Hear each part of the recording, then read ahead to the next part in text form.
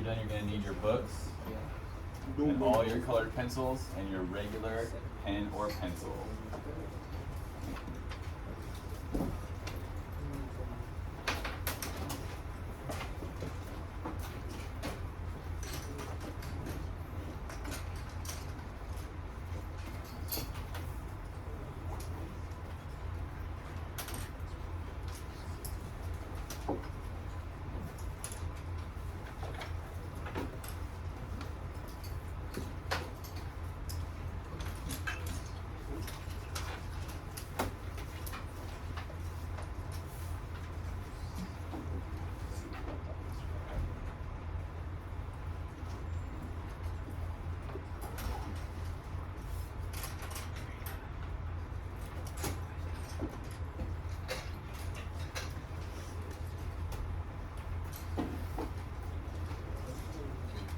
When you're finished with your quiz, you can put your computer away because we're not going to need it anymore for the rest of the day. Just have your books, and colored pencils, and your regular pen or pencil.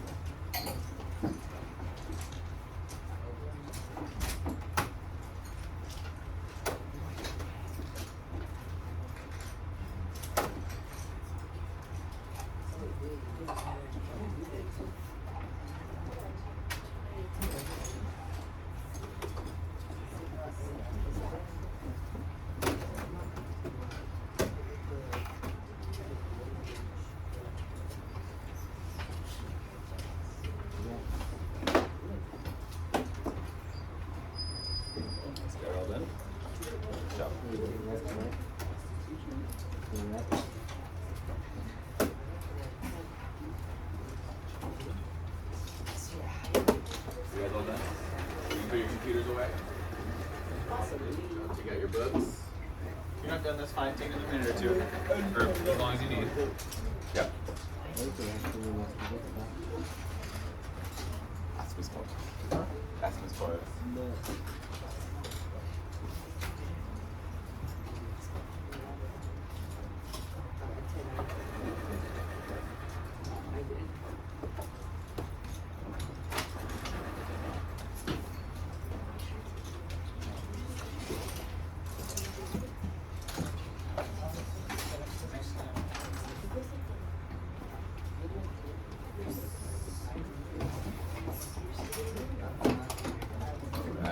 Like we're all pretty close to finishing up. Have your books ready to go, all your colored pencils ready. We're gonna pick up where we left off yesterday. Give everyone a little bit longer to get all their stuff put away.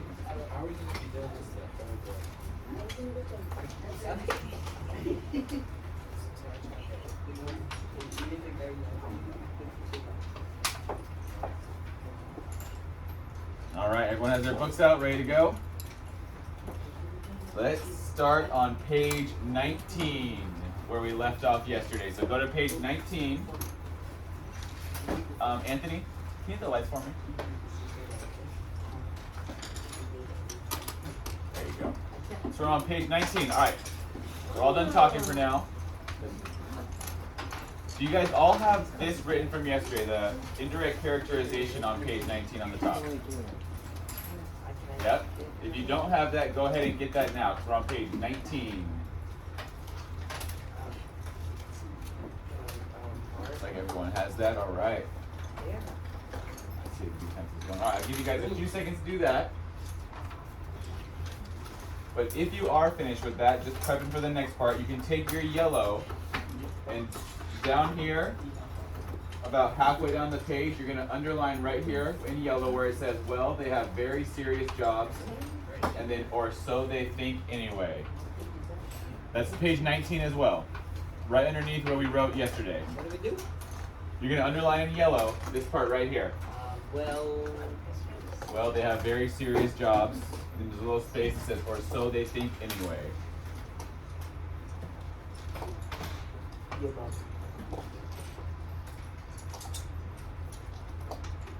Let's see, a few more pencils going on the top part. We'll give you a few seconds to do that.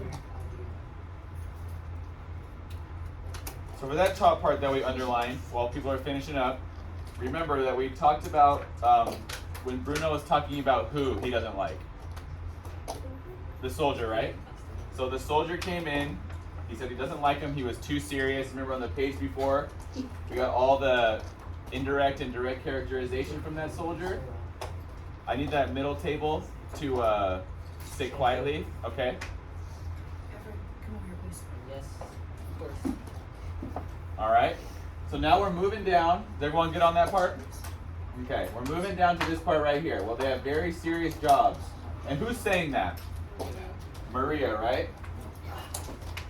So we are gonna, yellow is what? Indirect characterization. So we are gonna write IC for indirect characterization. And then how does, so it says, well, they have very serious jobs, or so they think anyway.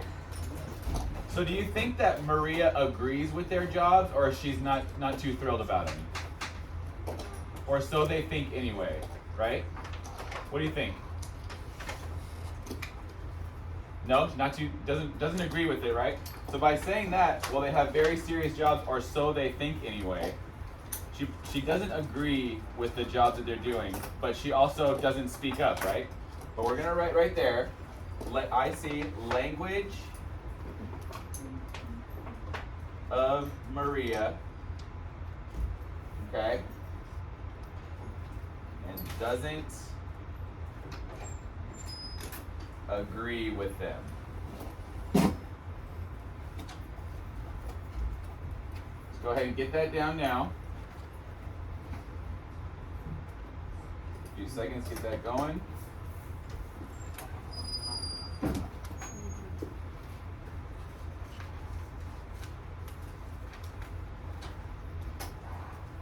It kind of goes to what we talked about at the beginning too with Maria. Remember, she doesn't really, when she was telling Bruno, she's like, just kind of stay quiet and do what they say.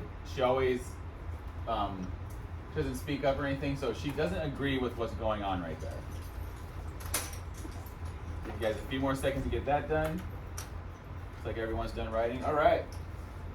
So next we're going to go to page 19 also, and I want you to take out your dark blue. Dark blue.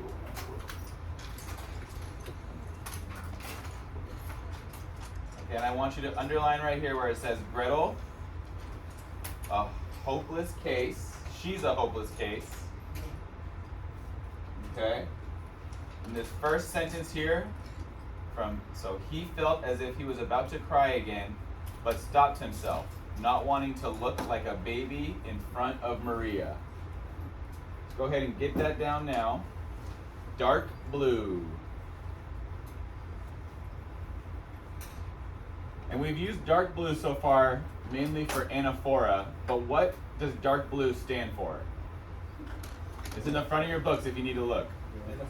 We mainly use it for anaphora, but it's anaphora is part of a bigger idea. What's that? Figurative language, right? So remember we talked about similes and metaphors, okay? So it says right here, she's a hopeless case. Would that be a simile or a metaphor? A metaphor, right? Because for similes, what words do you need? Like or as, right? So we're gonna write right here, just a little bit down, simile, okay? Oh, we said metaphor. It's okay, because that was the wrong spot anyway. So metaphor right there. And then right here it says, now you have the answer for the next one, so this shouldn't be too bad. He felt as if he was about to cry again, but stopped himself, not wanting to look like a baby. So that is an example of what? A simile, right? Because if it has like or as, that is a simile. He's crying like a baby. That's a simile. And up there, see, it doesn't say she's like a hopeless case. It says she is a hopeless case. So that's just a metaphor. Because in Bruno's mind, I know a lot of you guys have siblings too. One second. A lot of you guys have siblings too, and I'm sure when you were younger, maybe even still now, you thought, oh, a hopeless case would be the way you might describe some of your siblings, right? But are they really a hopeless case, or is that just the way you're viewing them? Oh, well, some say yes. But really, no. Yeah, do you have a question? Are we going to read the book yet? Oh, we're gonna get there, yep. We're gonna get to chapter 3. We just got a few more things we got to cover first. Is everyone good on that? Okay, now we're going back to the first page of chapter 2. That is page 11.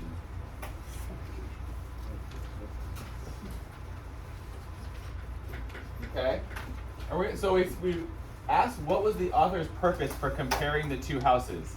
So now, real quick, let's just go over the two houses. So how did Bruno feel about the house in Berlin? He hates it. The house in Berlin, his first house. Oh, he likes it. He likes it, right? What did he like about it? Does anyone remember one thing he liked about it? He likes sliding out the banister. Sliding down the banister. Is that what you're going to say? Yeah. Yeah, sliding down the banister. Anything else? What about his location? Yeah. His friends. His friends were there too, right? Yeah. That's right. So it had a nice view. His friends were there, right? He had the banister that he could slide down.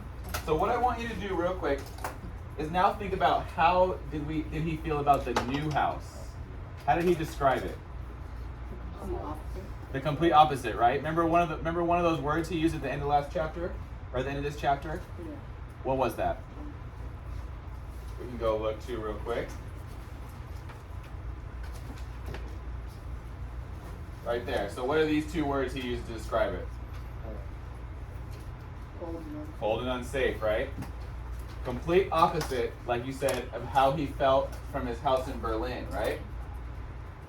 Okay, so why do you think the author is showing us the difference of those two houses? What could he be doing? He's showing that he doesn't like Right? It's just been a whole big comparison about the two houses just to show how little he thinks or how bad he thinks it is at the new house, right? All right. So next, we are going, okay, we took the quiz. We reviewed the houses. So now I think we're going to write an answer here, okay? So what was the author's purpose for comparing the two houses? What is he trying to develop, okay? So I want you to go ahead and take a few seconds and try to write an answer for that question on your page. It could be brief. Just go ahead and take a few seconds and write what was the author's purpose for comparing the two houses? Let's go ahead and do that right now. What was his purpose for comparing the two houses?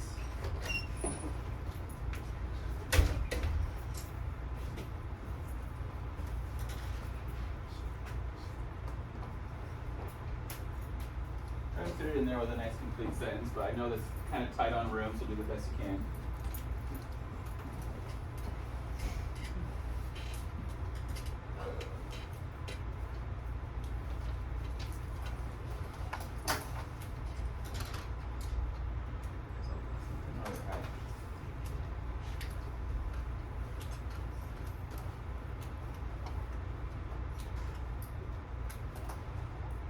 All right, does anyone want to share what they put real quick?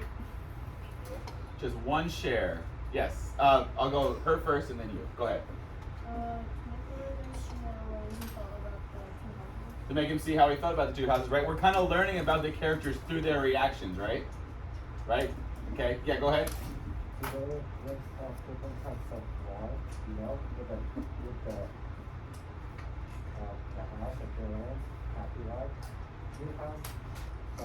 That's right. That's exactly what I was gonna say. So it's kind of showing the bigger picture and how the way Bruno views it, especially, is how grim and bleak the situation is, right? All right.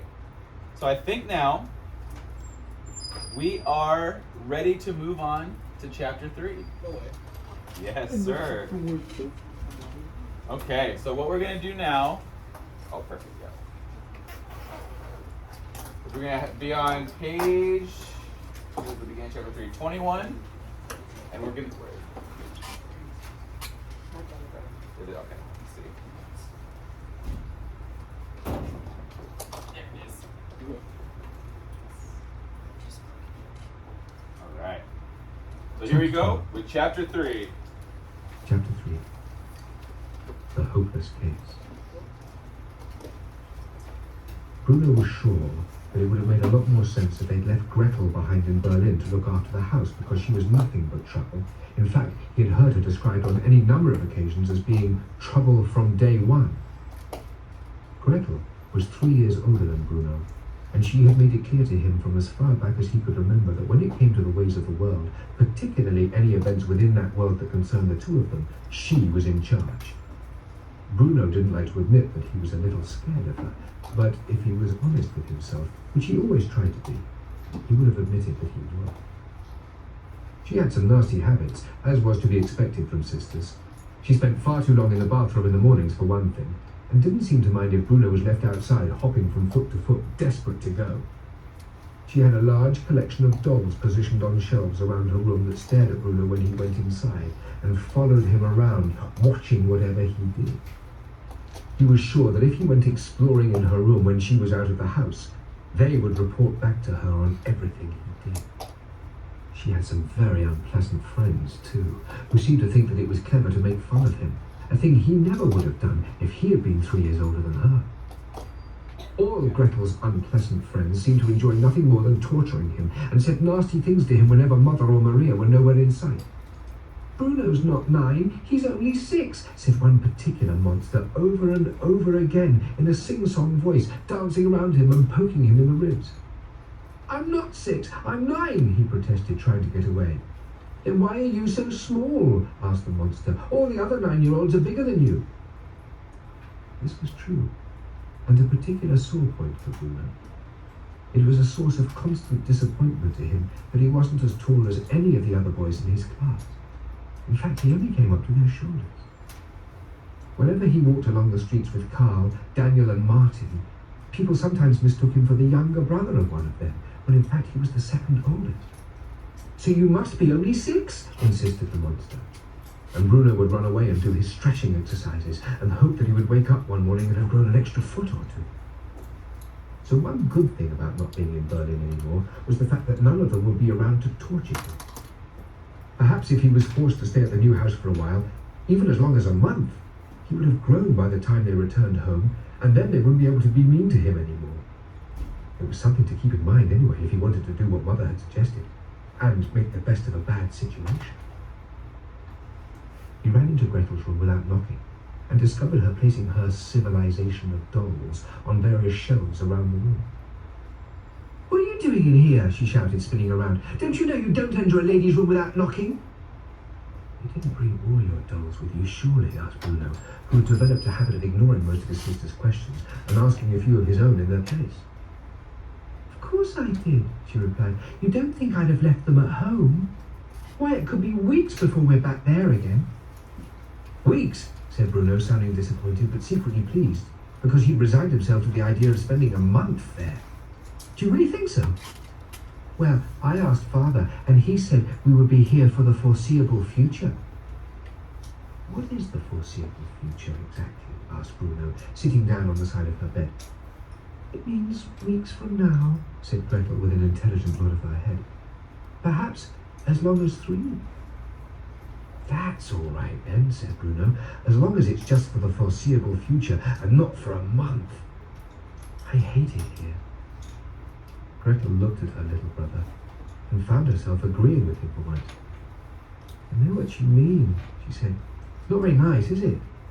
"It's horrible," said Bruno. "Well, yes," said Gretel, acknowledging that. "It's horrible right now, but once the house is smartened up a bit, it probably won't seem so bad. I heard Father say that whoever lived here at Outwith before us lost their job very quickly and didn't have time to make the place nice for us." "Outwith?" asked Bruno. "What's an Outwith?"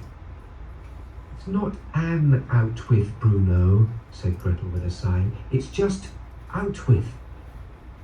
"Well, what's Outwith then?" he repeated. "Outwith what?" "That's the name of the house," explained Gretel. "Outwith." Bruno considered this. He hadn't seen any sign on the outside to say that that was what it was called, nor had he seen any writing on the front door. His own house back in Berlin didn't even have a name, it was just called Number 4. "But what does it mean?" he asked in exasperation. "Out with what?" "Out with the people who lived here before us, I expect," said Gretel. "It must have to do with the fact that he didn't do a very good job and someone said, 'Out with him, and let's get a man in who can do it right.'" "You mean Father?" Of course, said Gretel, who always spoke of father as if he could never do any wrong and never got angry and always came in to kiss her goodnight before she went to sleep, which, if Bruno was to be really fair and not just sad about moving houses, he would have admitted father did for him too. So, we're here at Outwith because someone said out with the people before us. Exactly, Bruno, said Gretel. Now get off my bedspread. You're messing it up. Alright, so the bell's gonna ring any second. You're gonna stop right there to put your colored pencils away. Hold on to your book and we'll continue there on page 25 tomorrow. Oh, perfect.